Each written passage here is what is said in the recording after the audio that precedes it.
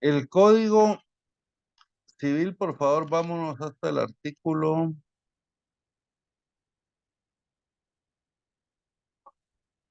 153. La separación y el divorcio. Básicamente, pues, la separación y el divorcio son dos instituciones. La separación, esta no se refiere a, digamos, a una separación, es solo de que yo me fui de la casa y ya, o como dicen algunos, firmamos el acta de separación de cuerpo, ¿no? Sino que la separación se refiere a un proceso judicial que de hecho es igual al proceso de divorcio, ¿verdad? Se va a llevar por la misma vía, pero es declarada ya judicialmente, ¿verdad? O sea, hay una sentencia judicial que declara la separación.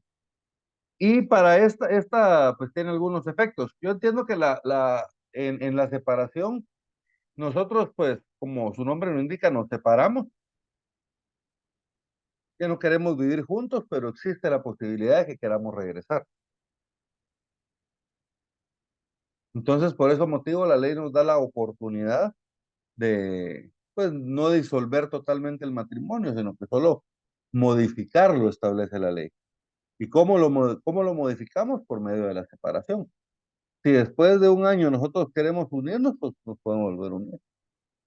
Y si no, pues podemos divorciarnos. O podemos ir directamente al divorcio. ¿Estamos bien? Entonces, la ley establece que el matrimonio se modifica con la separación y se disuelve con el divorcio. O sea, ¿qué es el divorcio? El divorcio es la disolución del matrimonio. Ahora bien, tanto la separación como el divorcio se pueden llevar a cabo por mutuo acuerdo entre los cónyuges o por voluntad de uno de ellos, pero mediante causal determinada. Eh, el, por mutuo acuerdo, esta es una jurisdicción voluntaria judicial. ¿Qué quiere decir? Que ambos comparecemos voluntariamente ante el juez y le solicitamos el divorcio. Acá no tiene que haber una causa, ¿verdad? Porque nosotros estamos, ambos cónyuges estamos de acuerdo ambos cónyuges estamos de acuerdo en llevar a cabo el divorcio. Actualmente está bien bonito porque se están llevando las audiencias en línea. Entonces, digamos, ustedes una vez llenaron los requisitos, que el juez les señala un día y una hora y les mandan un enlace de, para una reunión electrónica, parece como la que tenemos nosotros, y se lleva a cabo la audiencia, tal y como llevaríamos a cabo una audiencia eh, en vivo, ¿verdad?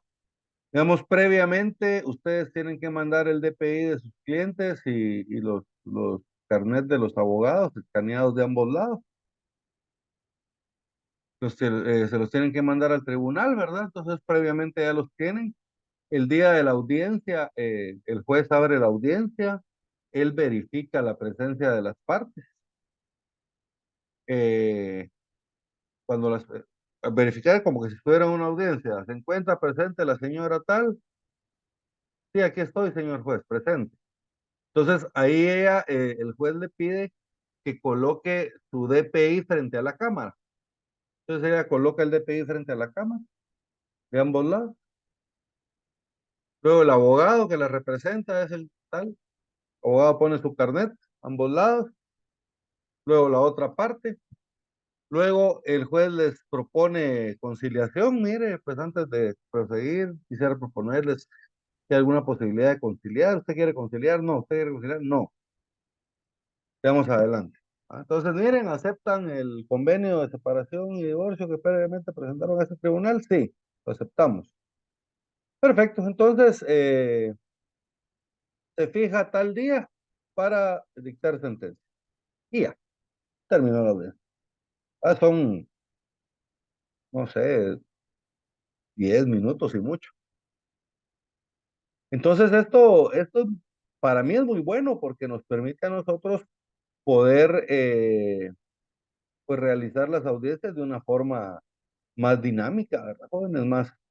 Más expedita, más económica, ¿verdad? Son rápidas, son, no puedes ni siquiera salir uno de la oficina, ¿no? Ustedes pueden programar 3 audiencias y no tienen ni que salir de la oficina. Ya se evitan esa corredera, por ejemplo, yo era muy paranoico con eso de los horarios de las audiencias, hoy. Entonces yo llego una hora antes, ¿va? Por cualquier cosa que pueda pasar en el tráfico, una hora antes ya estoy parado enfrente del juzgado. Entonces ahora pues es cuestión de conectarse a la hora y ya. Entonces se ha ido modernizando mucho esto, gracias a Dios.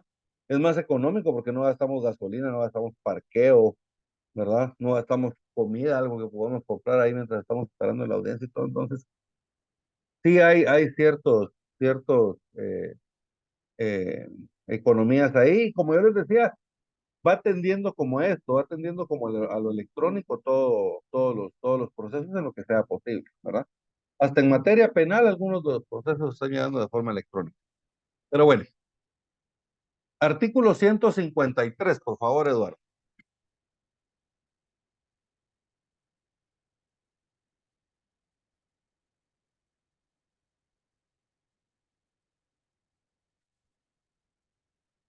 Claudia. Artículo 153 de la separación y del divorcio. El matrimonio se modifica por la separación y se disuelve por el divorcio. Entonces, miren, el matrimonio se modifica por la separación y se disuelve por el divorcio, ¿verdad?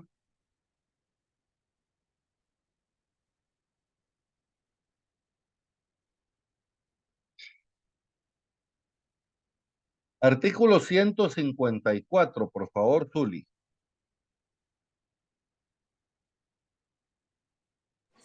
Ahorita.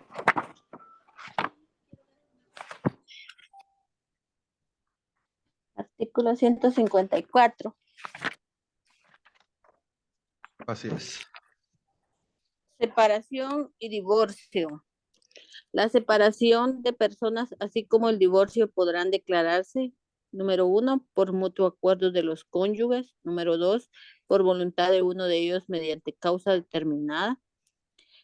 La separación o divorcio por mutuo acuerdo de los cónyuges no podrá pedirse sino después de un año contado desde la fecha en que se celebró el matrimonio.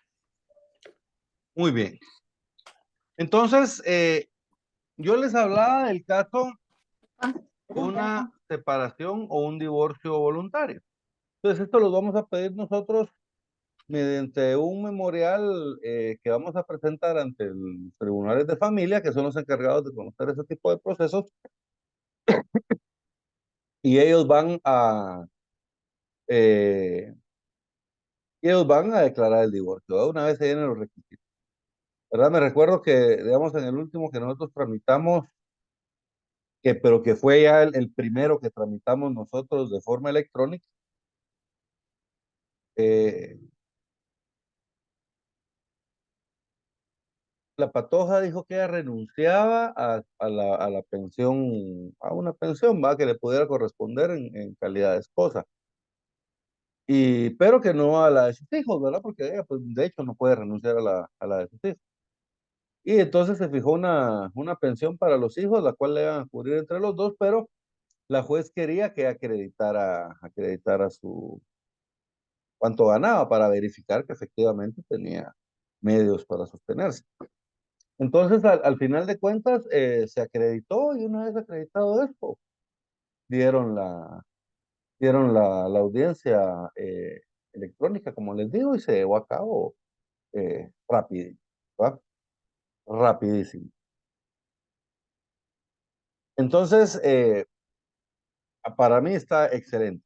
Pero tenemos otro tipo de separación y divorcio, que es el de que se realiza por voluntad de uno de los cónyuges.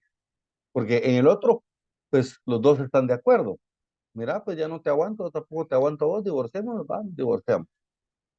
Van y se divorcian. Y de hecho, el memorial se presentan, en un mismo memorial, se presentan los dos, cada quien con su abogado, ¿verdad? Pero es de mutuo consentimiento. Entonces ellos ahí comparecen los dos en el memorial y ahí establecen que los dos están de acuerdo en divorciarse y que solicitan divorcio. Y ahí se establecen las bases del divorcio. ¿Verdad? Las bases del divorcio son a quién le van a quedar los hijos, quién va a estar a cargo de alimentarlos, cómo se van a dividir los bienes que puedan haber realizado. ¿Verdad? Pero muchos tienen bienes, ¿no? Tienen hijos, ¿no? Se separan y ya estuvo, no hay ningún problema, ¿verdad? El problema se da cuando solo uno de los cónyuges se quiere divorciar, ¿verdad? Entonces, cuando solo uno se quiere divorciar, se llama por voluntad de uno de los cónyuges. Pero este caso tiene que ser mediante una causal determinada, como vimos aquí en la segunda parte que nos leía Zuli, ¿verdad? Por voluntad de uno de ellos mediante causa determinada. Ahora, ¿cuáles son las causas para la separación o el divorcio?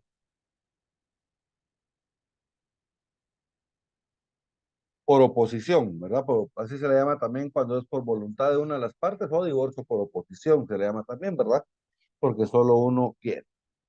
Estos jóvenes aquí tenemos unas reformas recién saliditas del horno, les digo yo.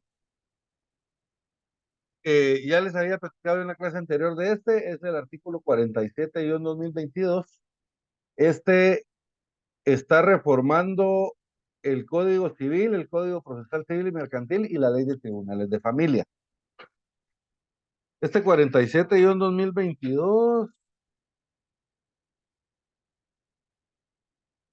fue sancionado el 21 de septiembre de 2022 por el presidente de la República. Ah, no, de hecho lo sancionó. No, el 21 de septiembre lo emitieron en el Congreso de la República, perdón. Y el 30 de septiembre lo sancionó el Ejecutivo. Y este establece que entra en vigencia 3 meses después, septiembre, octubre, noviembre, diciembre. O sea que este entró en vigencia el 31, digamos el 1 de enero de este año 2023, entre el 31, el 30 o al 2 de enero, entró en vigencia más o menos. Entonces acaba de entrar en vigencia el 47-2022 y digamos dentro de las reformas más importantes que yo le encontré es que reformó cómo se va a tramitar el juicio de divorcio y de separación. Porque el divorcio por causal determinada, por mutuo, por voluntad de uno de los cónyuges, este se lleva a cabo mediante un juicio ordinario. Y el juicio ordinario pues tiene que ser un juicio muy largo. Entonces, las reformas que se hicieron, digamos, entre las más importantes, está que ahora se van a conocer en juicio oral, ¿verdad? Van a conocer en juicio oral y ahí les cuento cuando me toque, pero supongo que va a ser también de forma electrónica, ¿verdad? También va a ser de forma electrónica. Entonces, este 47-2022 también lo pueden buscar en internet, o si no, yo se los voy a compartir también para que puedan recortarlo y pegárselo a su código. Yo les decía al principio de la clase que les iba a mandar una serie de decretos con las reformas que han habido al Código Civil, Procesal Civil y leyes afines, porque muchos no los tenemos actualizados, ¿verdad? Entonces yo lo que hago cuando hay reformas es que yo recorto la reforma y la voy pegando. Entonces, si la reforma, por ejemplo, es el artículo 155, entonces se la pego sobre el artículo 155, pero de forma que se pueda levantar y que se pueda leer cómo estaba el texto antes de la reforma. Y ahí pueden ustedes ya tener el derecho comparado también en su, ¿verdad? Y ahí van actualizando cada una de estas cosas. ¿Cuáles son las causas comunes para la separación o el divorcio? Artículo 155, por favor, Oscar.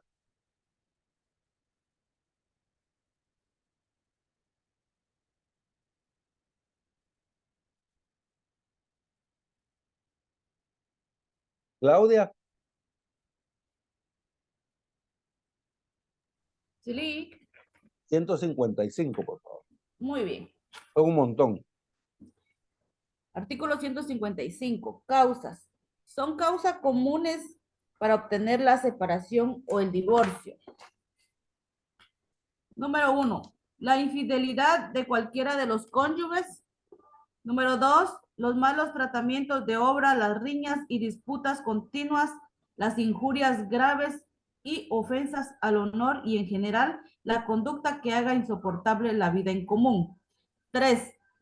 El atentado de uno de los cónyuges contra la vida del otro o de los hijos. 4. La separación o abandono voluntarios de la casa conyugal o la ausencia inmotivada por más de un año. 5. El hecho de que la mujer dé a luz durante el matrimonio a un hijo concebido antes de su celebración, siempre que el marido no haya tenido conocimiento del embarazo antes del matrimonio. 6.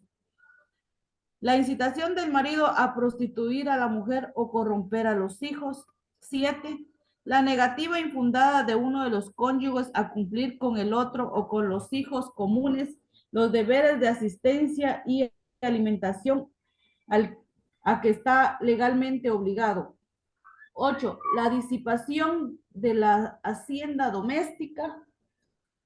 9. Los hábitos de juego o embriaguez o el uso indebido y constante de estupefacientes cuando amenazaren causar la ruina de la familia o constituyan un continuo motivo de desavenencia conyugal. 10. La denuncia de delito o acusación calumniosa hecha por un cónyuge contra el otro. 11. La condena de uno de los cónyuges en sentencia firme por delito contra la propiedad o por cualquier otro delito común que merezca pena mayor de 5 años de prisión. 12. La enfermedad grave, incurable y contagiosa, perjudicial al otro cónyuge o a la descendencia. 13. La impotencia absoluta o relativa para la procreación, siempre que por su naturaleza sea incurable y posterior al matrimonio. 14. La enfermedad mental incurable de uno de los cónyuges que sea suficiente para declarar la interdicción. Y número 15, asimismo es causa para obtener el divorcio, la separación de personas declarada en sentencia firme. Muy bien, entonces eso es lo que les decía yo, que digamos, cuando ustedes ya obtuvieron previamente la separación, pueden pedir posteriormente el divorcio, ¿verdad?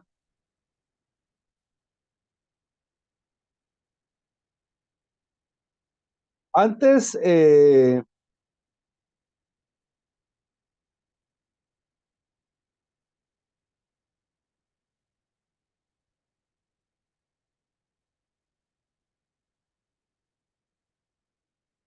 bien, antes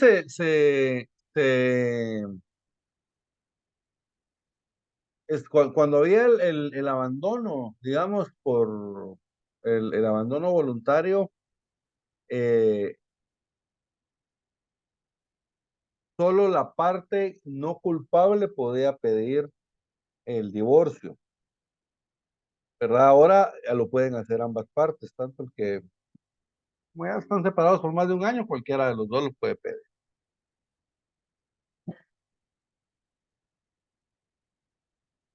Artículo 156.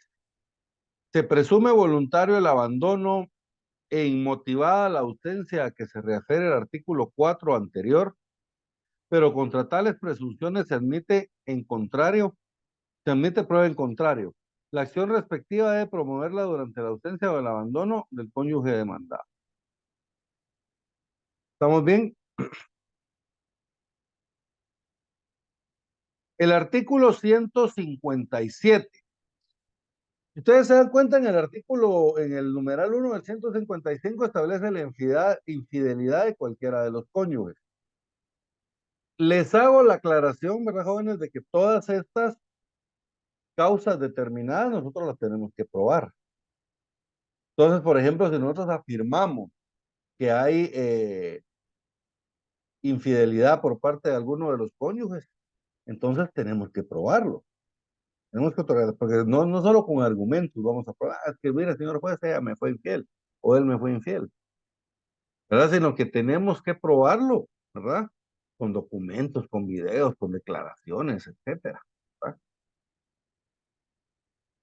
Entonces, o por ejemplo, la prueba de ADN y resulta que el hijo es de otro, pues ahí, esa es podría ser una causa también para el divorcio. Pero lo que les quiero decir es de que tienen que ser probadas debidamente, no solo es argumentar eso. Es por eso que a veces los divorcios son un poquito traumáticos y difíciles. En el 157 establece que no son causa de divorcio o de separación los casos de infidelidad que se hayan realizado en connivencia con el, con consentimiento del otro cónyuge, ¿verdad? Entonces, quiere decir, en connivencia, quiere decir que lo hayan hecho juntos, ¿verdad? Que lo hayan hecho juntos o puede ser con el consentimiento, ¿verdad? Aquel ya sabía y le dio permiso y no hay ningún problema. Entonces, en ese caso, no los podemos considerar como causas de separación o divorcio.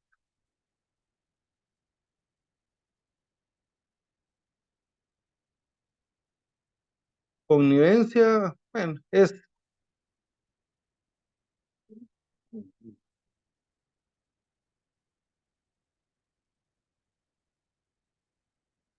connivencia es acuerdo o complicidad entre dos o más personas, ¿verdad? Están de acuerdo, básicamente. Entonces, los actos que realizan en connivencia eh, no pueden ser después alegados como causa de separación o divorcio, ¿va? Ahora que está poniendo eso de moda eso de los swingers, los tríos y todo, entonces no pueden alegarse como causas de la separación o el divorcio. Artículo 157, por favor, Zuli.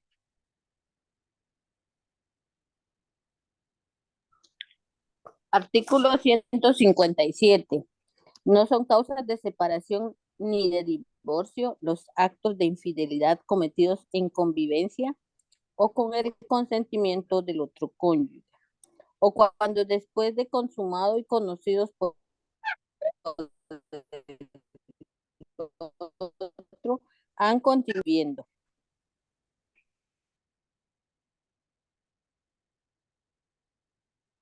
Muy bien.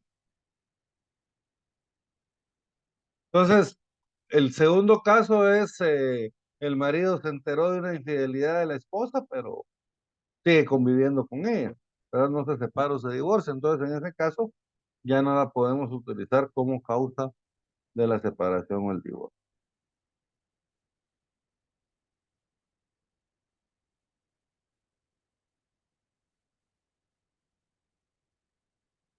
¿Quiénes pueden solicitar el divorcio?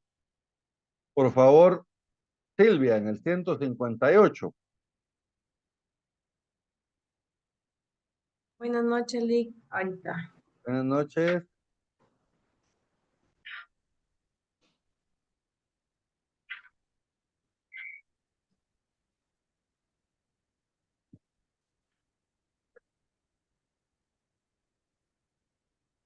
Artículo 158. El divorcio y la separación solo pueden solicitarse por el cónyuge que no haya dado causa a él y dentro de los 6 meses siguientes al día en que hayan llegado a su conocimiento los hechos en que se funde la demanda. Muy bien. Entonces, miren, solamente la parte no culpable, digamos, puede solicitar el divorcio.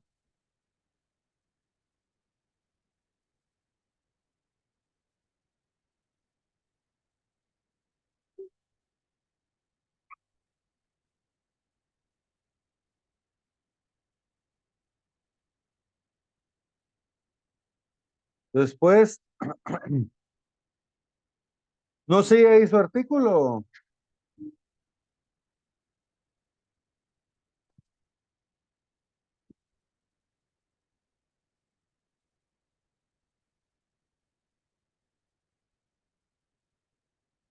Solo permítanme mejor.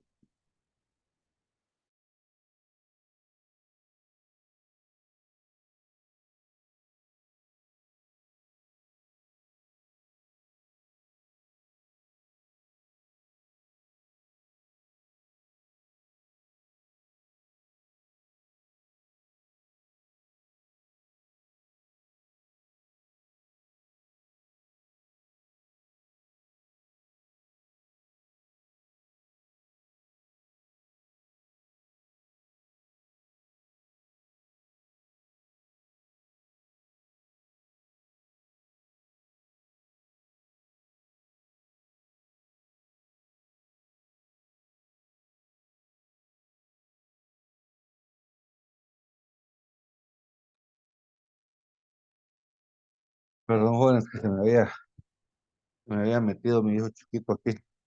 Trataba de hacer bulla. Tenía que sacar.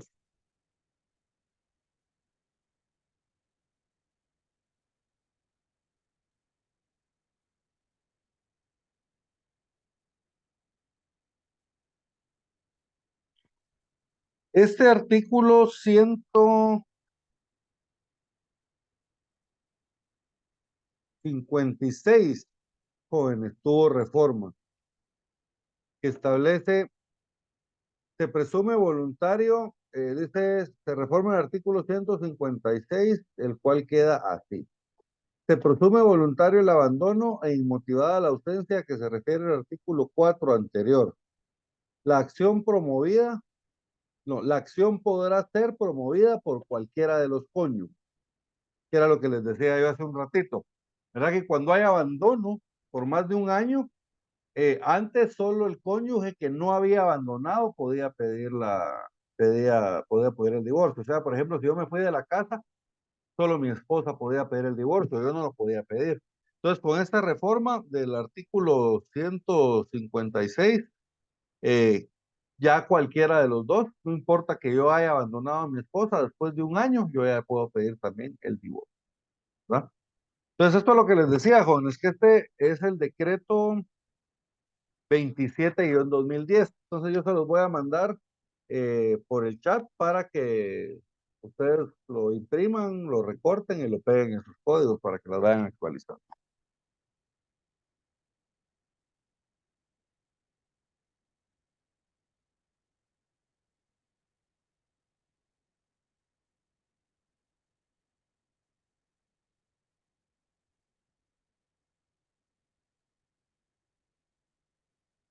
Yo le preguntaba hace un rato a Silvia, ya no tiene más su, su código. Hay algunos códigos que van a tener un texto extra todavía si no están actualizados. Porque esa fue la reforma que se hizo. Ustedes se acuerdan que hace algunos años andaban con la bulla del divorcio express, que se había, que se había autorizado el divorcio express. Pero básicamente es por este mismo código. Estas son las reformas relativas al divorcio express. Pero ¿qué es el divorcio express? Les voy a explicar. Realmente no es gran cosa. Lo que pasa es de que antes, cuando en un proceso normal, digamos, cuando una persona se allana, allanarse quiere decir que yo acepto las pretensiones de la otra parte. Entonces, cuando una persona se allana en un proceso, termina el proceso y el juez dicta sentencia, porque si yo ya acepté las pretensiones de la otra parte, las pretensiones es lo que el otro quería. Mire, yo quiero que usted me pague 5,000 quetzales que me debe. Yo le digo, sí, señor, yo me allano y le voy a pagar sus 5,000 quetzales. Entonces ya no hay por qué seguir el proceso.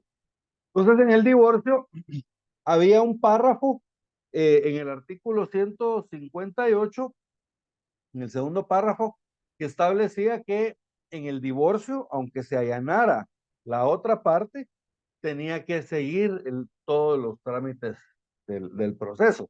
Y como les digo, era un juicio ordinario, era bien largo. Entonces, la reforma del divorcio express básicamente son dos. Una, que ahora cuando hay abandono voluntario por más de un año del hogar conyugal, cualquiera de las partes puede pedir el divorcio.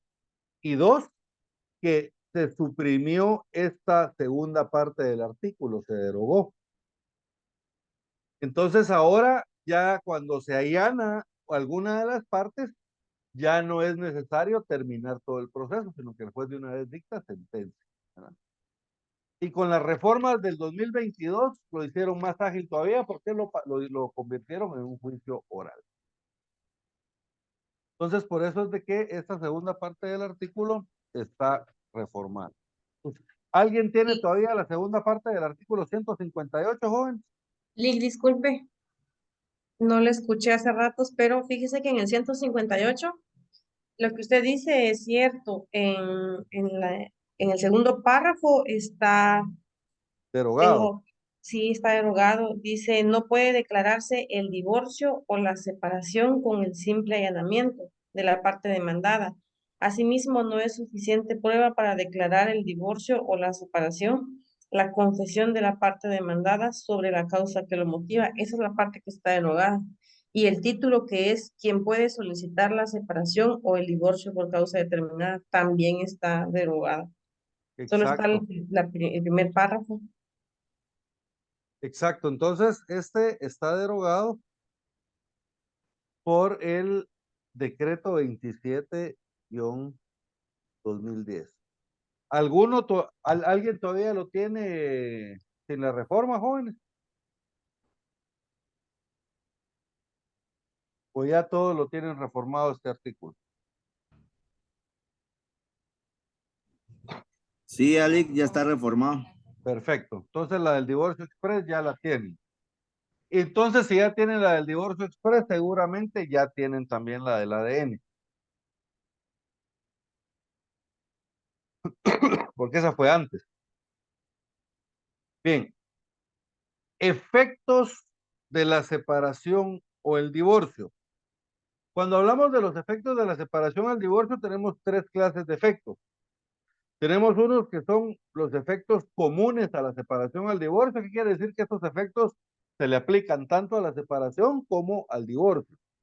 Luego tenemos los efectos propios de la separación y los efectos propios del divorcio. ¿Estamos bien? Primero, efectos de la separación o el divorcio, los efectos comunes a la separación o el divorcio. Eso los tenemos en el artículo 159. La primera de las consecuencias de la separación y el divorcio comunes es la separación o la liquidación del patrimonio conyugal. Si mi esposa y yo nos separamos, estamos modificando el matrimonio. Miren, ya no estamos viviendo juntos, ya no somos un matrimonio, entonces eh, ya no hay patrimonio común, digamos, solo lo tenemos que liquidar. Y si nos divorciamos, no, porque de una vez disolvimos el vínculo matrimonial. Entonces, ¿cuál es la consecuencia de eso? Que se tiene que liquidar el patrimonio conyugal. Logramos hacer mientras estuvimos casados 5 casas y tenemos tanto dinero en el banco y tenemos tantos carros. Entonces, miren, cuando nosotros nos divorciamos, tenemos que presentar ante el juez las bases de la separación o el divorcio. Si fuera voluntario, ¿verdad? Entonces, ahí nosotros vamos a indicar cómo queremos dividir los bienes. Entonces, mire, la casa que está ubicada en tal lugar y la casa que está ubicada en tal lugar y tal carro y tal el dinero que está en tal cuenta de banco le va a quedar a mi esposo. Y los demás bienes me van a quedar a mí. ¿Está de acuerdo, señora? Sí, estamos de acuerdo. Pues, se hace el divorcio. No hay ningún problema. Segundo, el derecho de alimentos a favor del cónyuge inculpable en su caso. Si la separación fuera por causal determinada, pues, por voluntad de una de las partes mediante causal determinada, perdón, entonces hay que probar una causa. Pero en esa causa alguien va a ser responsable, ¿verdad? Si el marido le fue infiel a la esposa, ¿quién es el culpable de la separación o del divorcio? El marido. Entonces este está obligado a darle a la otra, pero a la otra parte sus alimentos, ¿verdad? Tercero, la suspensión o pérdida de la patria potestad cuando la causal de separación o divorcio la lleve consigo o haya petición expresa de parte interesada. La patria potestad, ¿se recuerdan ustedes que la patria potestad es la facultad? Bueno, es que eso no lo hemos visto, pero es la facultad que tienen los padres de representar a sus hijos menores de edad o incapaces, ¿verdad? Entonces, la patria potestad, esta la ejercen los padres, pero hay algunos motivos que los vamos a ver en su momento por los cuales esta se puede suspender o se puede perder. ¿Qué quiere decir? Que yo no voy a poder ejercer la patria potestad. Entonces, la patria potestad implica que si mis hijos tienen bienes, yo voy a administrar esos bienes. Entonces, si yo pierdo la patria potestad, no los voy a poder administrar. ¿Estamos bien? Entre otras consecuencias. Entonces, pero lo que les quiero decir yo es de que si la causa que dio motivo a la separación o el divorcio lleva consigo una causa de las de suspensión o pérdida de la patria potestad, entonces también va a ser una pérdida de la patria potestad, una causa común de la separación o el divorcio. Por favor, Claudia. Artículo 159. Artículo 159. Efectos de la separación y del divorcio. Son efectos civiles comunes de la separación y del divorcio los siguientes. Primero, la liquidación del patrimonio conyugal. Segundo, el derecho de alimentos a favor del cónyuge inculpable en su caso. Y tercero, la suspensión o pérdida de la patria potestad cuando la causal de separación o divorcio la lleve consigo y haya petición expresa de parte interesada. Muy bien. Entonces, miren, liquidación, ¿cuáles son las comunes a la separación o el divorcio?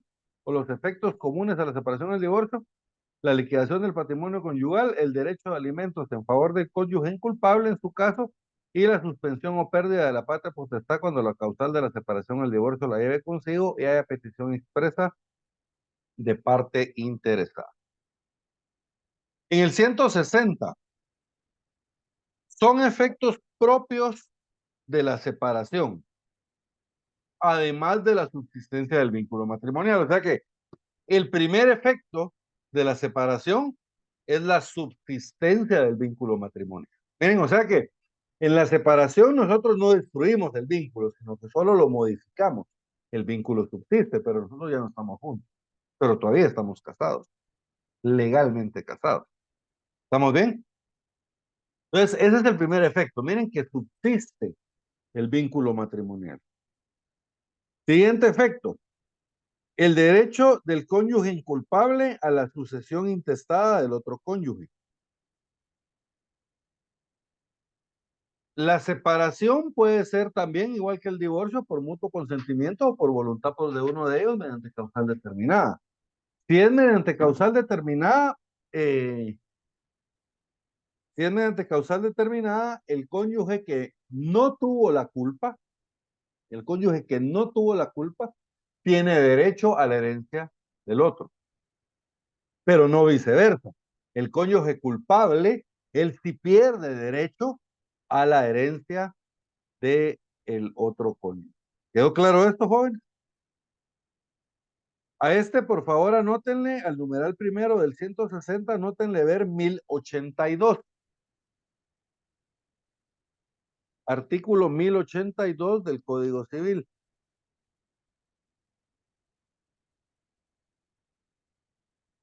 El 1082 lo que establece, aquí estamos en el orden de la sucesión intestada. 1082. El cónyuge separado no tendrá parte alguna en la herencia intestada de su mujer o marido si por sentencia hubiere sido declarado culpable de la separación. O sea que esa culpabilidad de la separación tiene que ser declarada en sentencia, tiene que ser declarada por juez, no solo sí que, bueno, yo le quemé el rancho a mi mujer y ya, pero si el juez no me declaró culpable en la sentencia, entonces yo sí voy a tener derecho a la herencia de ella. ¿Quedó claro? O sea, esa declaración de culpabilidad tiene que ser en la sentencia de la separación. Ahí me tienen que declarar culpable para que yo pierda el derecho a la herencia intestada de mi esposa o esposo en el caso de las mujeres. ¿Quedó claro esto, jóvenes? ¿Alguna duda? En la separación, la mujer continúa teniendo el derecho a utilizar el apellido del marido, ¿verdad? ¿Se recuerdan? Uno de los derechos que nacen del matrimonio es que la mujer puede usar el apellido de su marido, ¿verdad? Pero es un derecho, no es una obligación. Si ella quiere, pues sigue usando su apellido de soltera y no hay ningún problema. Digamos, en Estados Unidos, cuando una mujer se casa, automáticamente adopta el apellido del marido, ni siquiera ¿ah? Si allá ella se casa con John Smith, ella pasa a ser Mary Smith, ¿ah? Ni siquiera Mary de Smith, sino que Mary Smith. Pasa a formar parte, o sea, y como ya no se utiliza el segundo apellido, sino que solo se utiliza uno, entonces prácticamente se pierde el apellido de soltera cuando se casan, ¿verdad? Pero aquí en Guatemala es un derecho, entonces si las mujeres quieren usar el D, pues si no, no. Pero el caso es de que en la separación se conserva el derecho a la utilización del apellido del marido. 160, por favor, Zuli.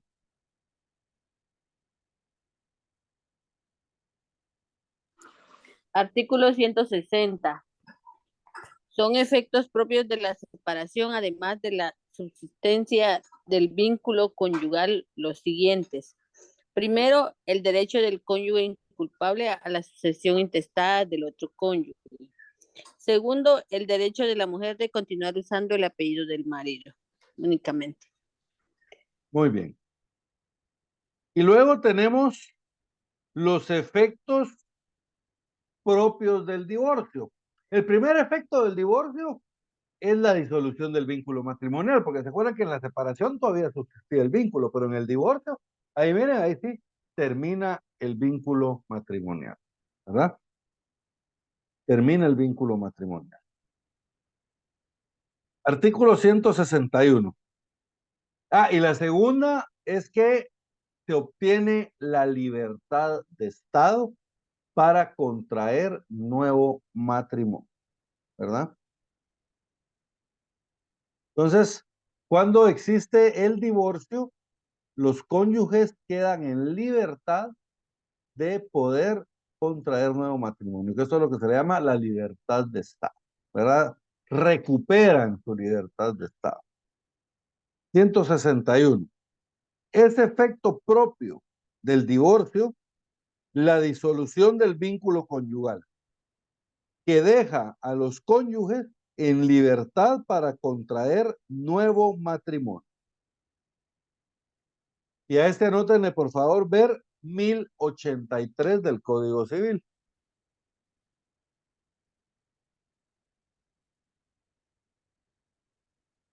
Y el 1083 establece, el cónyuge divorciado no tendrá parte alguna en la herencia intestada de su excónyuge.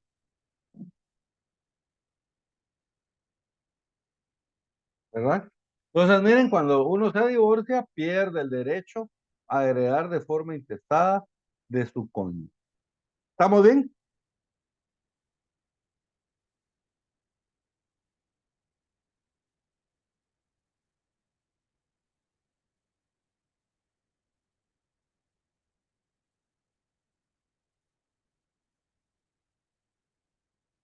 Artículo 163. ¿Se acuerdan que yo les decía que cuando nosotros solicitamos de forma voluntaria un divorcio, nosotros en el memorial de solicitud, que este memorial de solicitud es firmado por ambos cónyuges, ¿verdad? Comparecen los dos en un mismo memorial, cada quien con su propio abogado. Entonces, en este caso, se lleva a cabo el divorcio, pero nosotros tenemos que poner en el memorial de solicitud lo que conocemos como las bases de la separación o las bases del divorcio, según sea el caso, ¿verdad? ¿Qué deben contener estas bases? Fíjense, pues estas bases deben versar básicamente sobre 5 puntos. Primero, ¿A quién le van a quedar confiados los hijos? ¿Verdad? Si los hijos van a quedar a cargo de la mujer, si los hijos van a quedar a cargo del marido, o posiblemente tal vez los hijos van a quedar a cargo de la abuelita o de una tía, qué sé yo, ¿verdad? Puede ser. Entonces, ¿a cargo de quién van a quedar los hijos? ¿A quién quedan confiados los hijos en el matrimonio? Segundo, ¿por cuenta de quién estos hijos van a ser alimentados? Entonces, los hijos los va a alimentar el papá, los hijos los va a alimentar la mamá, o los hijos los van a alimentar ambos padres. Tal vez los dos tienen recursos para alimentarlos y los van a alimentar entre los dos. O por ahí los va a alimentar el abuelo, ¿verdad? Miren, mi hijo es un irresponsable, yo me comprometo a alimentar a mis nietos.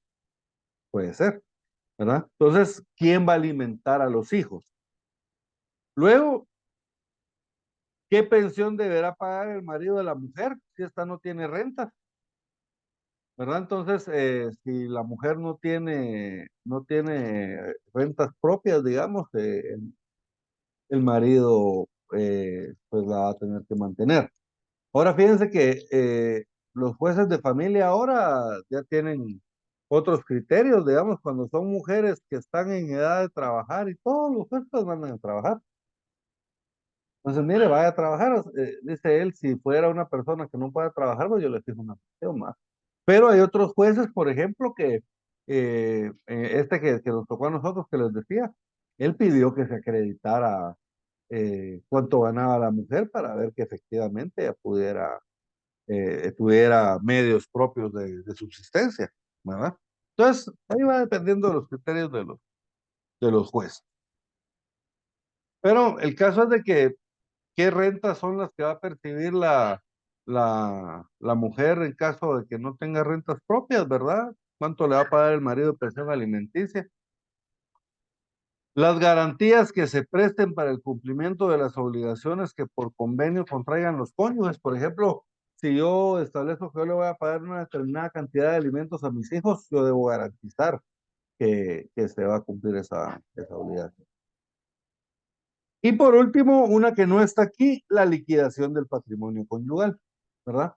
Cuando nosotros hacemos el proyecto de separación, ahí tenemos que indicar también cómo van a quedar los bienes que hicimos dentro del matrimonio. Entonces, aquí, digamos, lo que les decía, establecemos cuáles bienes son los que logramos hacer dentro del matrimonio y cómo fue que nos pusimos de acuerdo para repartirnos.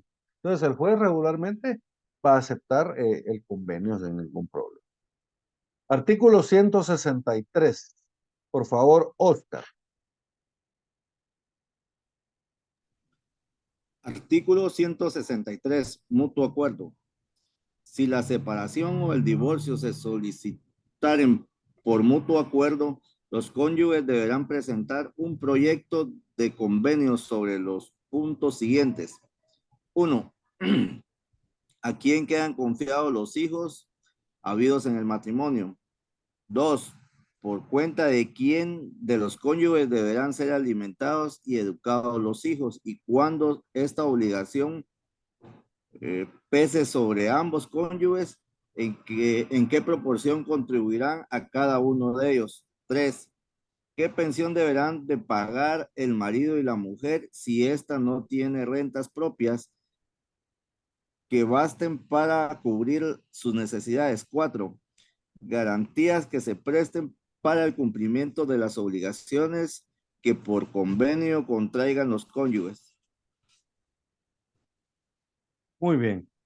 Y ahí, ¿verdad? Le pueden agregar liquidación del patrimonio conyugal, ¿verdad? Porque también hay que realizarlo cuando se realiza el proyecto.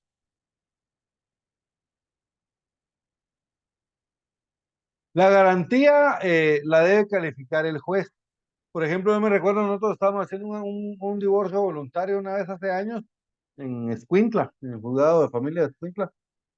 Y la juez, porque, digamos, ella me dijo, mire, yo quiero que usted me garantice, que su cliente me garantice el cumplimiento de la obligación de la pensión alimenticia.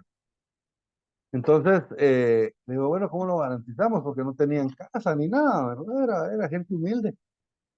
Entonces vine, bueno, lo vamos a garantizar por medio de un fiador, ¿verdad? Entonces el papá le sirvió de fiador y el papá se comprometió a ser fiador. Cuando lo presentamos, la juez no nos lo aceptó, ¿verdad? Ella nos dijo que para ella no era garantía suficiente. Entonces le digo, pero bueno, ¿pero qué más quiere? Le digo, si realmente no tienen medios, no podemos darle una hipoteca, no podemos ponerle dinero en una cuenta depositada porque no tienen. Entonces me dice la juez, no, yo lo que quiero es eh, quiero que él sea un fiador mancomunado solidario. Así pido que lo pusiéramos, ¿verdad? Entonces, fiador mancomunado solidario. Entonces, lo que quiere decir solidario es de que, pero igual es una obligación de todos los fiadores, que si aquel no paga, la tiene que pagar él, pero la juez quería que se lo pusiéramos así. Que él era un fiador mancomunado solidario. Entonces, tuvimos que modificar la escritura, ¿verdad? Y aclaramos que el fiador no era un fiador simple, sino que era un fiador mancomunado. Entonces ahí ya no lo aceptó la juez porque ella tiene la facultad de calificar esa garantía. Ver que esa garantía sea suficiente para garantizar el cumplimiento de la obligación de alimentos a los hijos, ¿verdad? Porque, como les digo, esta obligación de prestar alimentos de los hijos es primordial. Entonces la ley protege mucho esa obligación. 164, se lo voy a leer. Para el efecto expresado en el artículo anterior, el juez, bajo su responsabilidad, debe calificar la garantía. Y si ésta, a su juicio, no fuere suficiente, ordenará su ampliación de manera que lo estipulado asegure satisfactoriamente las obligaciones de los cónyuges.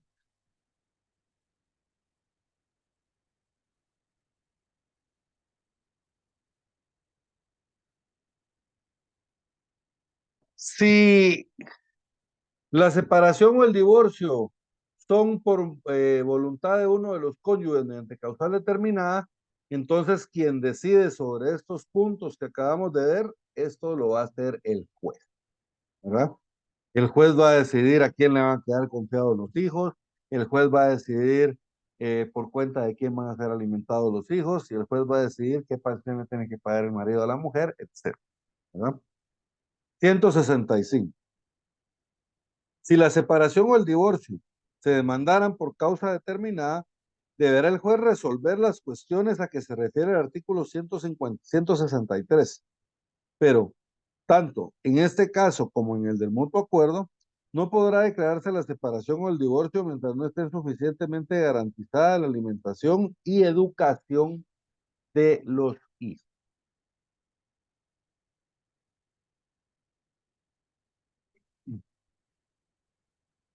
¿A quién le van a quedar confiados los hijos? Eh, Esto, lo normal es de que los cónyuges son los que deciden, ¿verdad? Miren, los hijos le van a quedar confiados a la esposa, miren, los hijos le van a quedar confiados al esposo, o miren, le van a quedar confiados a tal abuelo o a tal. El juez, lo normal es de que el juez acepte, ¿verdad? Lo que las partes estén proponiendo. Pero si el juez determina que por causas graves y motivadas están en peligro los hijos o el patrimonio de los hijos de alguna forma, entonces el juez puede resolver de forma distinta. ¿Ah?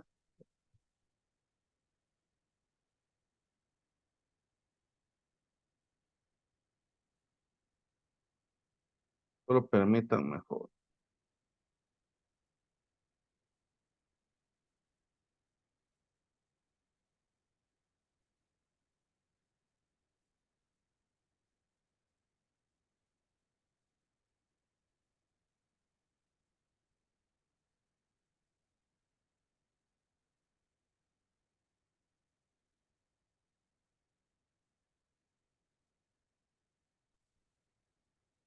Muy bien, perdón. Entonces, si por causas justificadas el juez puede determinar eh, no aceptar lo que los padres están proponiendo y resolver él en interés primordial de los menores, ¿verdad? Entonces, esto está en el artículo 166 Los padres podrán convenir a quién de ellos se confían los hijos, pero el juez por causas graves y motivadas puede resolver en forma distinta.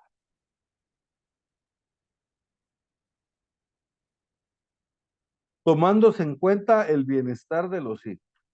Podrá también resolver sobre la custodia, cuidado de los menores con bases en estudios e informes de trabajadores sociales o de órganos especializados en la protección de menores.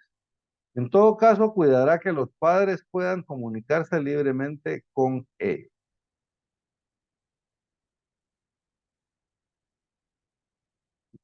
De ahí la obligación de los padres separados en el artículo 167. Cualquiera que sean las estipulaciones del convenio o de la declaración judicial, el padre y la madre quedan sujetos en todo caso a las obligaciones que tienen para con sus hijos y conservarán el derecho de relacionarse con ellos y la obligación de vigilar su educación. Pero entonces, independientemente de lo que se decida, ellos siempre van a tener los dos van a tener obligaciones con respecto a la manutención de sus hijos y en cuanto también a su cuidado y a vigilancia de su educación.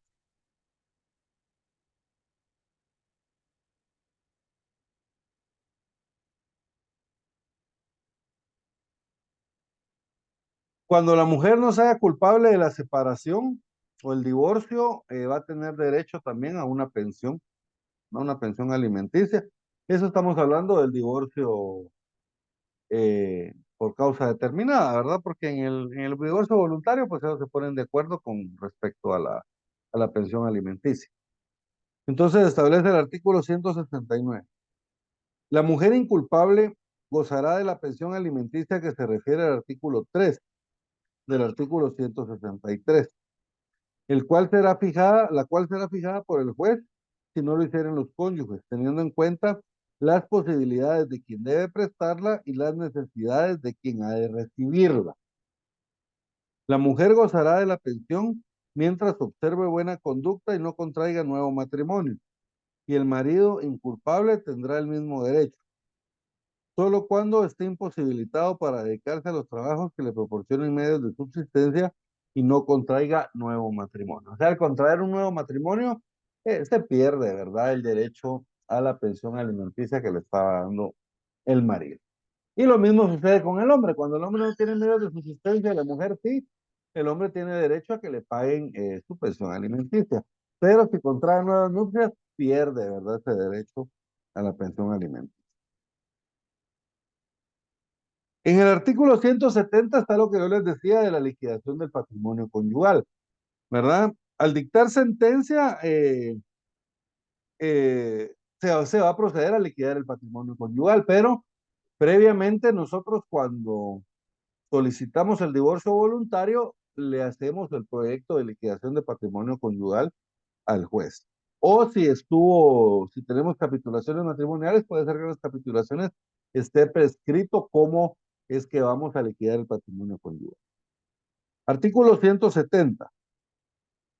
Al estar firme la sentencia que declare la insubsistencia o nulidad del matrimonio o la separación o el divorcio, se procederá a liquidar el patrimonio conyugal en los términos prescritos por las capitulaciones, por la ley o por las convenciones que hubieran celebrado los cónyuges. Esto era lo que les establecía yo, ¿verdad? Que uno va a presentar el convenio previamente en el, en el memorial de solicitud.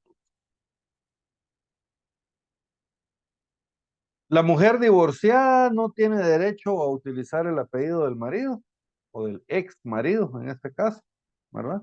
171. La mujer divorciada no tiene derecho a utilizar el apellido del marido. Y en el 172, los efectos y consecuencias de la insubsistencia o de la nulidad del matrimonio, así como los de la separación o del divorcio, se regirán por cuanto las personas,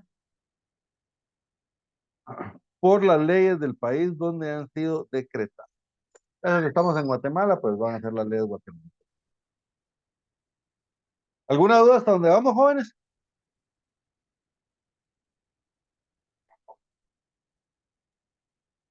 Entonces, esto es la separación y el divorcio. Para ellos, la separación y el divorcio, nos divorciamos o nos separamos del matrimonio, ¿verdad? De la institución del matrimonio. Hay otra institución, jóvenes, que es similar al matrimonio, que es la unión de hecho. La unión de hecho, les voy a explicar más o menos como las causas históricas de la unión de hecho. Antes era muy común, bueno, y ahora también, ¿verdad? Que las parejas se unen sin casarse. Pero la cuestión es de que del matrimonio surgen ciertos derechos, ¿verdad? Y ciertas obligaciones que protegen a ambos cónyuges. El problema era que era muy común que, digamos, se unían dos personas, no se casaban y empezaban a trabajar y empezaban a hacer bienes, pero todo se ponía en nombre del marido. Entonces, cuando el marido moría, su conviviente de hecho no tenía derecho, básicamente, a nada de la herencia del marido, porque no estaba casada con él. ¿Verdad? No existe ese vínculo matrimonial que le dé derecho a pedir los bienes del marido. Entonces, prácticamente se quedaba sin nada. Digamos, habían casos de que el marido, por ejemplo, era viudo y había tenido hijos de un matrimonio, de una relación anterior, y venían los hijos y dejaban sin nada a la otra, ¿va? Que era la esposa, la conviviente del marido, que no era su mamá. Entonces la dejaban sin nada. Entonces, la ley para buscar proteger a las mujeres en esta situación crea la unión de hecho. La unión de hecho sirve para legalizar una unión que ya tiene más de 3 años. Entonces, por ejemplo, si yo me fui a vivir con mi novia y ya tenemos más de 3 años juntos, entonces nosotros ya podemos legalizar una unión de hecho. Y legalizada la unión de hecho, pues surte con los mismos efectos que el matrimonio. O sea, le da a la conviviente los mismos derechos que tendría el esposo y le da al conviviente varón los mismos derechos y obligaciones que tendría el esposo. Entonces, como que si fuera un matrimonio, miren, los mismos efectos del matrimonio. Ahora, hay una cuestión acá y algunos me han preguntado, mire, pero entonces para eso, ¿por qué mejor no nos casamos? Bien, lo que pasa es de que el matrimonio, los efectos del matrimonio se retrotraen, perdón, los efectos de la unión de hecho se retrotraen hasta el momento de la unión. O sea que, por ejemplo, si la pareja vivió 25 años juntos y durante esos 25 años hicieron bienes y los bienes los pusieron al nombre del marido y se casan y digamos que se casen por comunidad de gananciales, todos esos bienes le pertenecen al marido, la mujer no tiene derecho sobre esos bienes. Pero en cambio, se hacen una unión de hecho, los efectos de la unión de hecho se retrotraen hasta el momento en que se realizó la unión. Y por lo tanto, entonces todos esos bienes que hicieron durante esos 25 años quedan dentro del patrimonio conyugal y la mujer tiene derecho a esos bienes. ¿Se dan cuenta de la diferencia? Otra diferencia es de que en el matrimonio, digamos, yo para casarme, me tengo que casar por mutuo consentimiento, ¿verdad? Si yo me quiero casar, me caso, si no, no me caso. En cambio, en la unión de hecho, cuando la unión de hecho ya existen las condiciones para que la unión de hecho pueda ser declarada, esta puede ser declarada por mutuo consentimiento o puede ser declarada por oposición. ¿Ah? Si yo no la quiero declarar, entonces mi conviviente puede ir al juez y pedirle al juez que la declare. Y el juez que va a verificar si existen las condiciones establecidas en la ley para poder declarar la unión de hecho, la declara. Incluso se puede declarar por causa de muerte, ¿verdad? Fallece el marido, fallece el marido, no digamos el conviviente, fallece el conviviente. Y entonces la mujer le puede pedir al juez que declare la unión de hecho con su marido ya fallecido, o su conviviente ya fallecido, ¿verdad? Entonces, esas son una serie de ventajas que nos da la unión de hecho sobre el matrimonio cuando ya la unión lleva ya varios años, ¿verdad? Una es de que se retrotraen hasta, que los efectos se retrotraen hasta el momento en que inició la unión, y el otro es que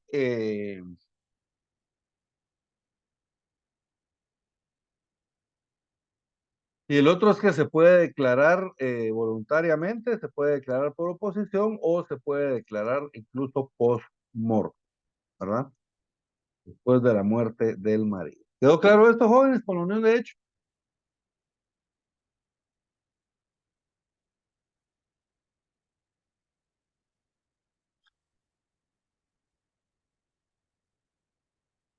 Artículo 173. La unión de hecho de un hombre y de una mujer con capacidad para contraer matrimonio puede ser declarada por ellos mismos ante alcalde de su vecindad o un notario para que produzca efectos legales siempre que exista hogar y la vida en común se haya mantenido constantemente por más de 3 años ante sus familiares y relaciones sociales, cumpliendo los fines de procreación, alimentación y educación de los hijos y auxilio recíproco. Miren, estamos cumpliendo con todos los fines del matrimonio, como que estuviéramos casados, solo que no estamos casados, solo estamos conviviendo.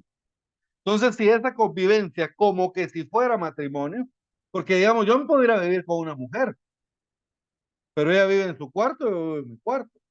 Somos roommates, digamos, somos compañeros de cuarto. Entonces, nosotros ahí no podemos declarar una unión de hecho. ¿Ah? La convivencia, el vivir juntos, tiene que ser como que si fuéramos marido y mujer, ¿verdad? Con fines de procreación de hijos, de estar juntos por más de 3 años de forma constante, ¿verdad? Entonces, si nosotros cumplimos todas esas condiciones, podemos declarar la unión de hecho, ¿verdad? Y lo podemos hacer ante juez o también lo podemos hacer ante un notario. Igual que el matrimonio, miren, ante un alcalde o lo podemos hacer también ante un notario. Lo que sí no puede hacerlo aquí es el ministro de culto, ¿verdad? ¿Cómo se hace constar? Bueno, igual que el matrimonio, en un acta, ¿verdad? En un libro de actas que lleva el alcalde de uniones de hecho, o si fuera ante notario, se va a realizar por medio de un acta notarial. 174. La manifestación a que se refiere el artículo anterior se hará constar en acta que levantará el alcalde o en escritura pública o acta notarial, si fuere requerido un notario. Identificados en forma legal, declararán bajo juramento sus nombres y apellidos, lugar y fecha de nacimiento, y domicilio y residencia, profesión u oficio. Día en que principió la unión de hecho, hijos procreados, indicando sus nombres y edades, y los bienes adquiridos durante la vida en común.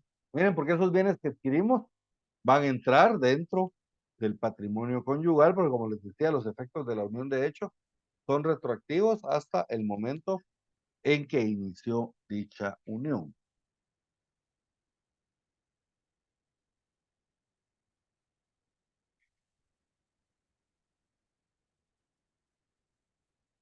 De la unión de hecho, nosotros debemos de dar aviso al Registro Nacional de las Personas, ¿verdad? Aquí establece que se debe mandar un aviso circunstanciado al registro civil, pero ahora quien hace las veces del registro civil es el Registro Nacional de las Personas. Zuli, por favor, artículo 175.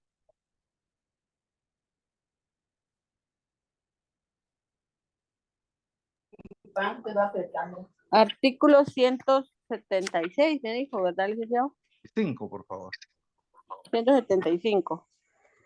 dentro de los 15 días siguientes, pero no sé si está,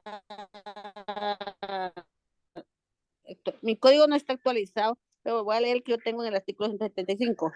Dentro de los 15 días siguientes, el alcalde o el notario dará aviso al registro civil jurisdiccional para que proceda a la inscripción de la unión de hecho. Oficina que entregará a los interesados constancia de dicha inscripción, la que producirá iguales efectos que la certificación de matrimonio. La falta de este aviso será sancionada con una multa de 5 quetzales que impondrá el juez local a solicitud de parte. La certificación del acta municipal o el testimonio notarial se presentará al registro de la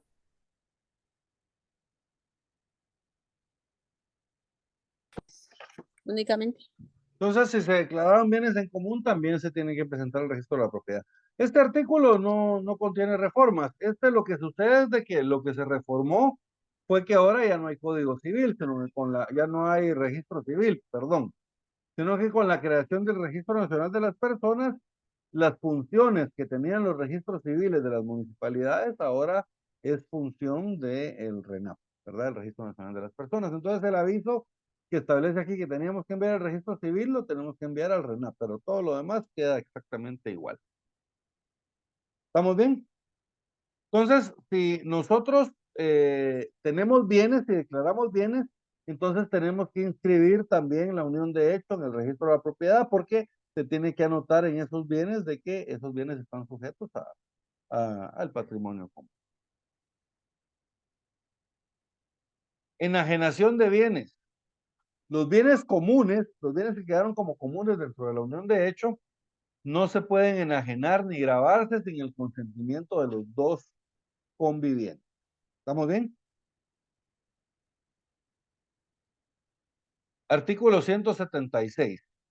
Los bienes comunes no podrán enajenarse ni grabarse sin el consentimiento de las dos partes, mientras dure la unión y no se haga la liquidación y adjudicación de los mismos. A este artículo 176, por favor, anótenle ver 131 del Código Civil, se los coloqué aquí en el chat.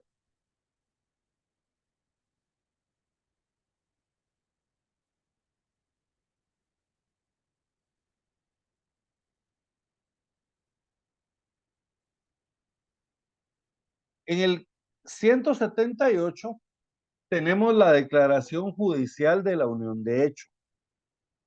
Esto es cuando solo una de las partes quiere que se declare la unión de hecho y la otra no. Entonces, por ejemplo, si yo viví 25 años con mi conviviente y hoy yo decido dejarla y me voy de la casa, entonces ella le puede pedir al juez que declare la unión de hecho judicial, ¿verdad? Si ella logra probar de que tenemos todas las condiciones de convivencia que acaba de describir este código, entonces en este caso nos va a declarar la unión de hecho por oposición, ¿verdad? O judicial. Y lo mismo sucede cuando fallece el marido, ¿verdad? Que se puede pedir por causa de muerte. 178. También se puede solicitar el reconocimiento de la unión de hecho de una sola de las partes, ya sea por existir oposición o por haber muerto la otra, en cuyos casos deberá presentarse el interesado ante el juez de primera instancia competente, quien en sentencia hará la declaración de la unión de hecho, que hubiere sido plenamente probada. En dicha declaración, fijará el juez el día o fecha probable en que la unión dio principio, los hijos procreados y los bienes adquiridos durante ella. La certificación de la sentencia favorable al demandante debe presentarse al Registro Nacional de las Personas y al de la propiedad si hubiere bienes inmuebles para que se proceda a las respectivas inscripciones. Ahora bien, jóvenes, aquí yo tengo que presentar una demanda.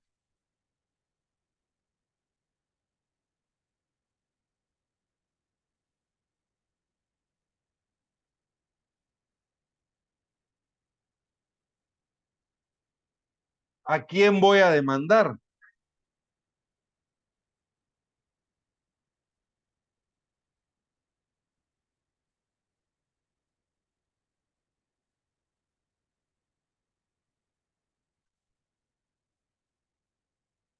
Si el conviviente está vivo, entonces lo voy a demandar a él, pero el problema se da cuando si el conviviente falleció. Entonces, si el conviviente falleció, yo tengo que solicitarle al juez que nombre a un representante de la mortual. Y entonces, en este caso, es el representante de la mortual a quien yo voy a demandar. Por favor, anótenle ver 509 del Código Procesal Civil y Mercantil. Al 178, anótenle ver 509 del Código Procesal Civil y Mercantil.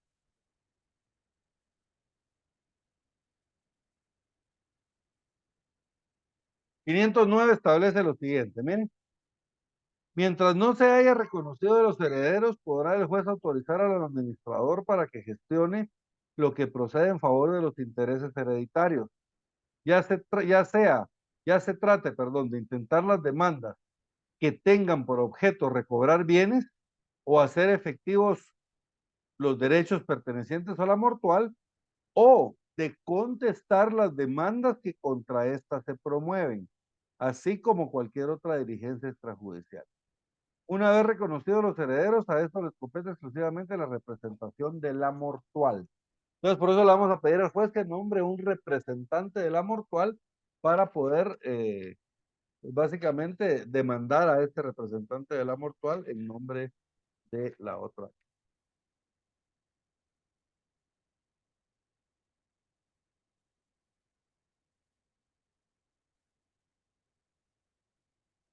Ahora solo permítanme una cosa, quiero revisar acá.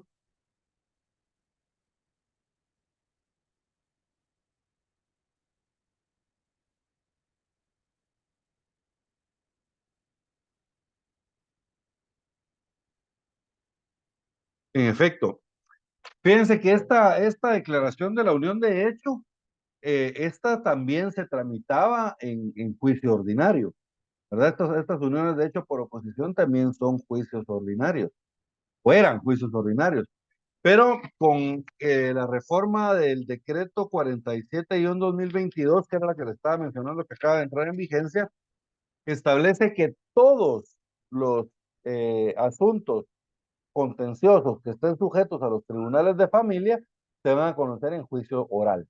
Entonces, este también lo conoce un tribunal de familia y por lo tanto, este también lo vamos a conocer en juicio oral.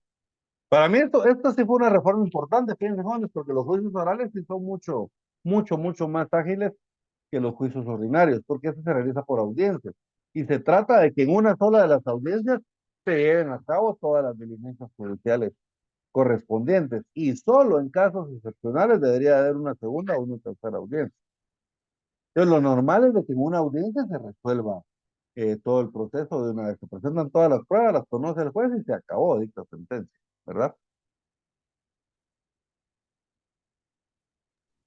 Rick, una pregunta. Si ahora es juicio oral, en el caso de que la solicite una parte, quedaría como juicio oral de declaración de unión de hecho, no.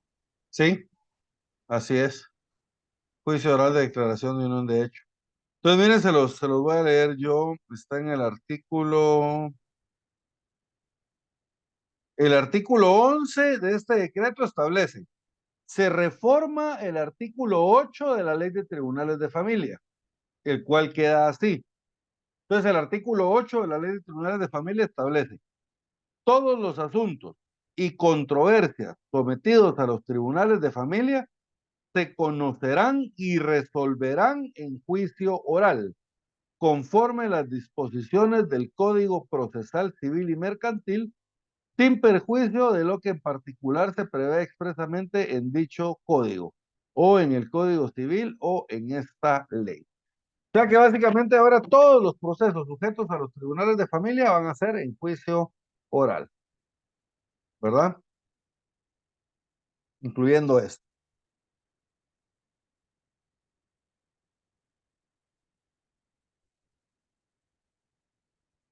La acción a que se refiere el artículo anterior, o sea, las acciones de unión de hecho por oposición o de unión de hecho post-mortem, estas caducan en 3 años, ¿verdad? 3 años desde que se separaron los cónyuges que estaban en unión de hecho o 3 años desde que falleció el conviviente.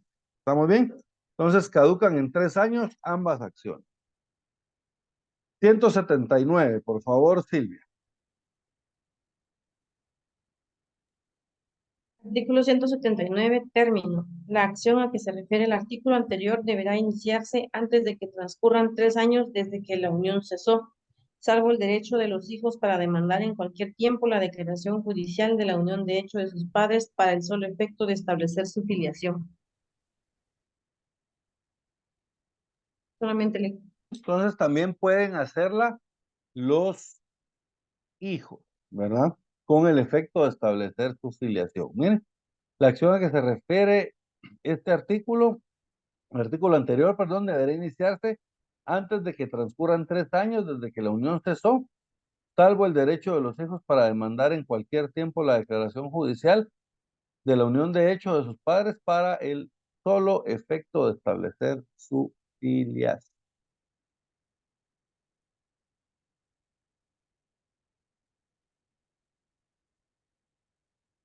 Preferencia entre varias uniones. Sucede que 5 mujeres solicitan la declaración judicial de la unión de hecho de un mismo hombre. Entonces, miren, el juez tiene que resolver cuál de estas uniones de hecho es válida o no, ¿verdad? Entonces, ¿cuáles son los criterios que va a utilizar para declarar la unión de hecho? Establece el artículo 181.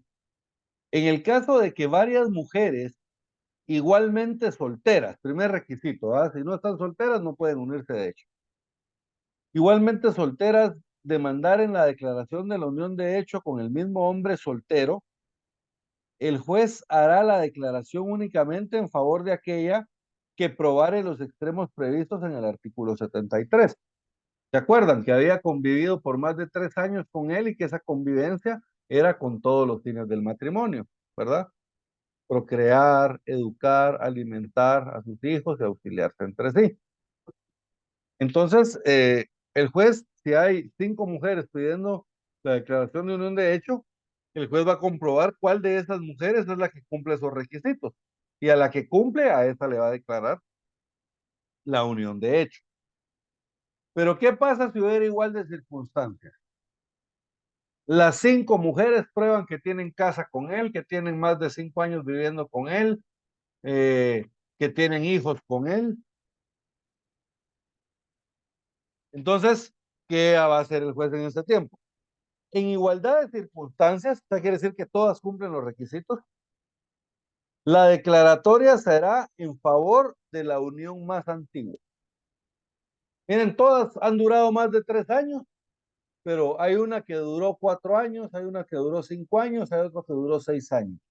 ¿Cuál va a declarar el juez en igualdad de condiciones? Pues la más antigua, la de 6 años. ¿Estamos bien?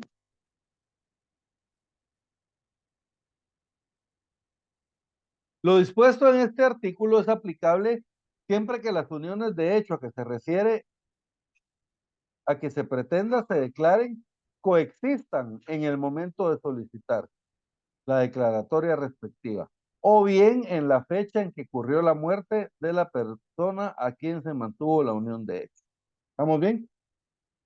Entonces, miren, tienen que haber coexistido las uniones, ¿ah? Picaron aquel, pasaba 2 días en una casa, 2 días en otra, y así se iba rotando, ¿ven? Entonces, en este caso, se va a declarar la unión de hecho, ¿verdad? De alguna de ellas. Efectos de la declaratoria de la unión de hecho. ¿Cuáles son los efectos legales que surgen de esta declaratoria? Artículo 182 establece, la unión de hecho inscrita en el registro civil produce los efectos siguientes. Primero, aquí es lo que conocemos como la filiación cuasimatrimonial. Los hijos que hayan nacido durante el tiempo de la unión, se presume o se reputa que son hijos nacidos dentro de la unión de hecho y por lo tanto que son hijos del conviviente varón. ¿Estamos bien? La filiación cuasimatrimonial.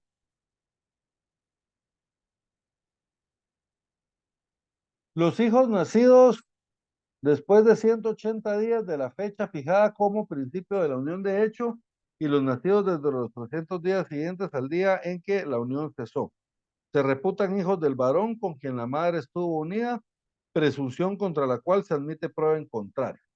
Ahora todas estas pruebas en contrario es por la prueba de ADN, ¿verdad, joven?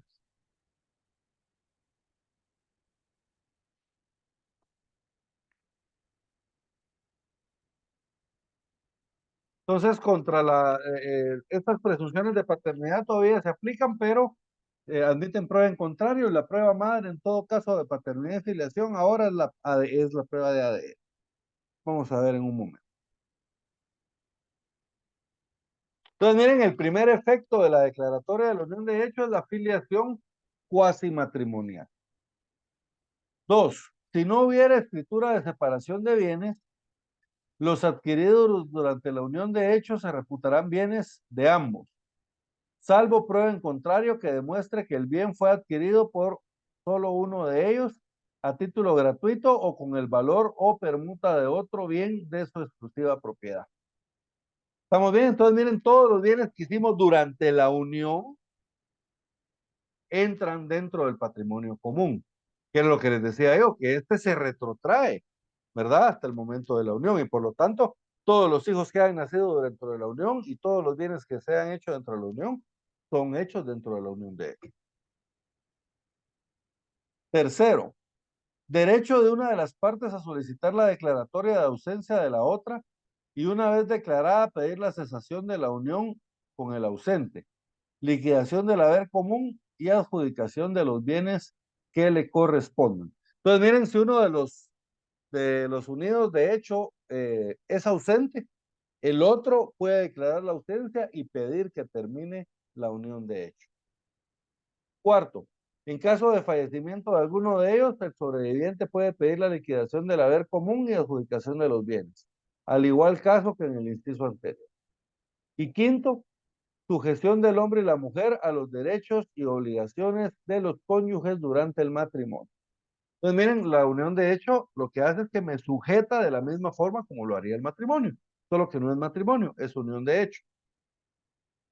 Otra cosa de las que yo no le había hablado a ustedes es de que la unión de hecho yo la puedo convertir en matrimonio, ¿verdad?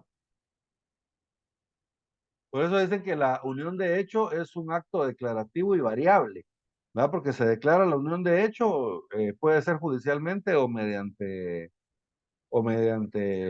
declaración jurada de las partes, pero también esta se puede convertir en matrimonio, por eso es que es variable, ¿verdad? Entonces vamos a ver más adelante que se puede convertir en matrimonio. Pero antes hablemos del cese de la unión de hecho. 183. ¿Cómo cesa la unión de hecho? ¿Cómo termina la unión de hecho? La unión de hecho puede cesar por mutuo acuerdo de varón y mujer, en la misma forma en que se constituyó. ¿Cómo se constituyó? ¿Se recuerdan? En acta ante el alcalde o en acta notarial. Entonces, miren, de la misma forma en que se constituyó. O por cualquiera de las causas señaladas en el artículo 155 para el divorcio y la separación, en cuyo caso la cesación deberá ser declarada judicialmente. Entonces, miren, si es por mutuo acuerdo, de la misma forma en que se constituyó en acta notarial o en acta ante el alcalde, y si es por voluntad de una de las partes mediante causal determinada, uno, se van a utilizar las mismas causas que para la separación y el divorcio, y dos, va a tener que ser también mediante una declaración judicial. Y como ya vimos, esta también se conoce ante los tribunales de familia y también se va a conocer ahora en juicio oral, a partir de la reciente reforma.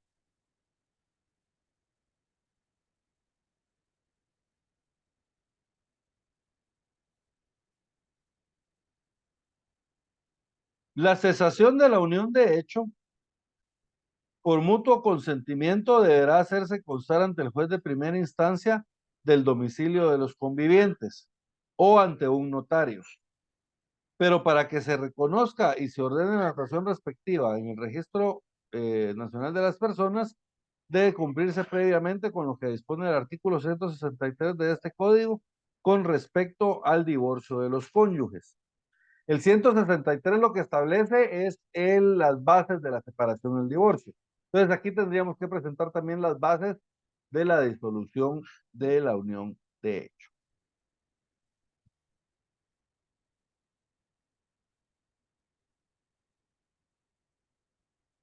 En el 184, por favor, a este quiero que le agreguen ver 1084. Los unidos de hecho, estos se heredan recíprocamente de forma intestada, ¿verdad? Ab intestat. Entonces, los unidos de hecho también tienen derecho a heredarse recíprocamente de forma intestada, igual que en el matrimonio. Miren, 184. El varón y la mujer cuya unión de hecho conste en forma legal se heredan recíprocamente ab intestat, en los mismos casos que para los cónyuges determina este código. Las disposiciones de este código relativas a los deberes y derechos que nacen del matrimonio y al régimen económico de este tienen validez por las uniones de hecho en lo que fueren aplicables. Y vámonos ahora entonces al 1084.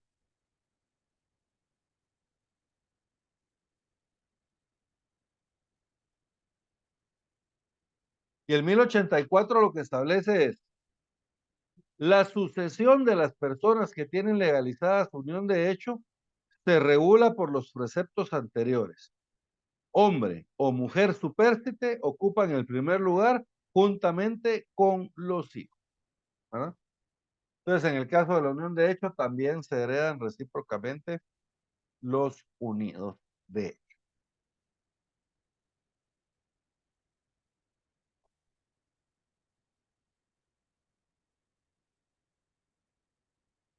Aviso al registro. Cuando nosotros disolvemos la unión de hecho, entonces también tenemos que dar aviso al Registro Nacional de las Personas. Terminadas las diligencias de la cesación de la unión o satisfechas las exigencias legales, la autoridad que haya intervenido en ellas o el notario que autorice la escritura de separación, liquidación y adjudicación de bienes, dará aviso al Registro Nacional de las Personas en que se inscribió la unión de hecho para que se haga la anotación correspondiente. Cuando existe la cesación de la unión de hecho, cuando cesa la unión de hecho, entonces el efecto es que deja a los convivientes en libertad de estado para contraer matrimonio, ¿verdad? Libremente. 186. La separación, una vez registrada, deja libres de estado a hombre y mujer, pero sin que esto perjudique las obligaciones que ambos tienen que cumplir con respecto a los hijos, quienes conservan íntegros sus derechos a ser alimentados, no obstante cualquier estipulación de los padres. Igual que en el divorcio, ¿verdad? Los padres, aunque se divorcien, tienen la obligación de seguir manteniendo a sus hijos. ¿Estamos bien?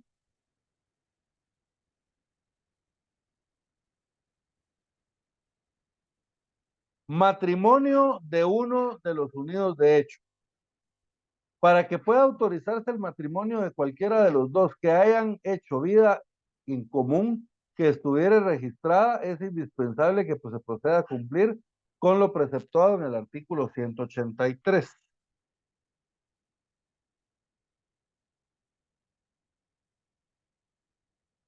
Eso quiere decir que esté ya legalizada el cese de la unión, ¿verdad? Que sea hecho pues mediante acta o que sea sido declarada por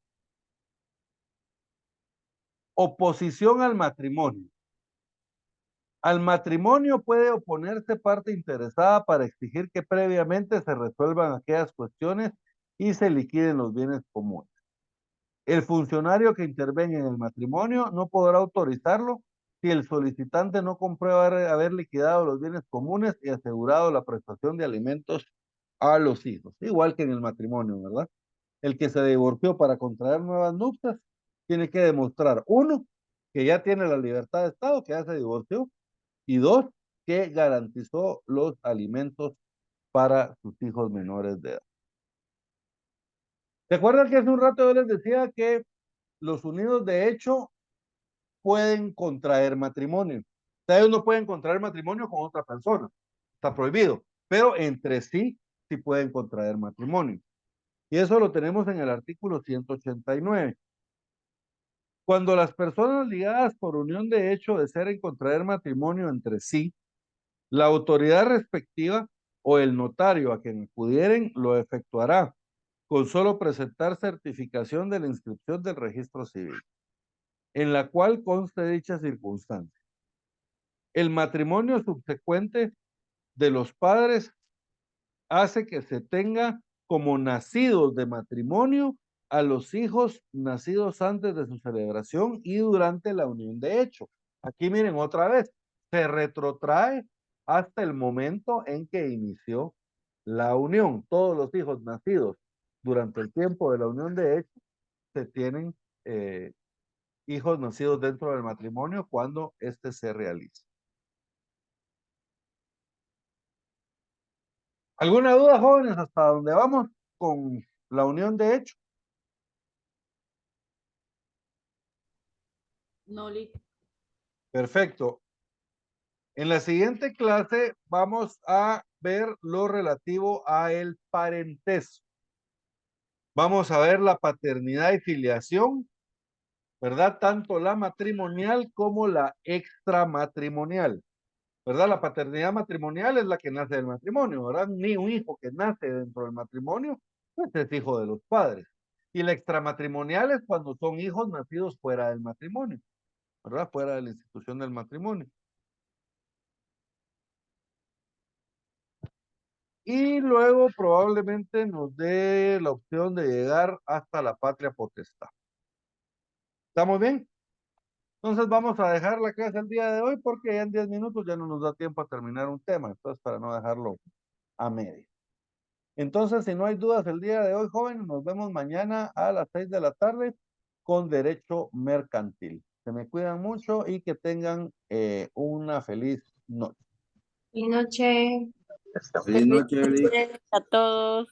Igualmente, feliz noche. Feliz noche.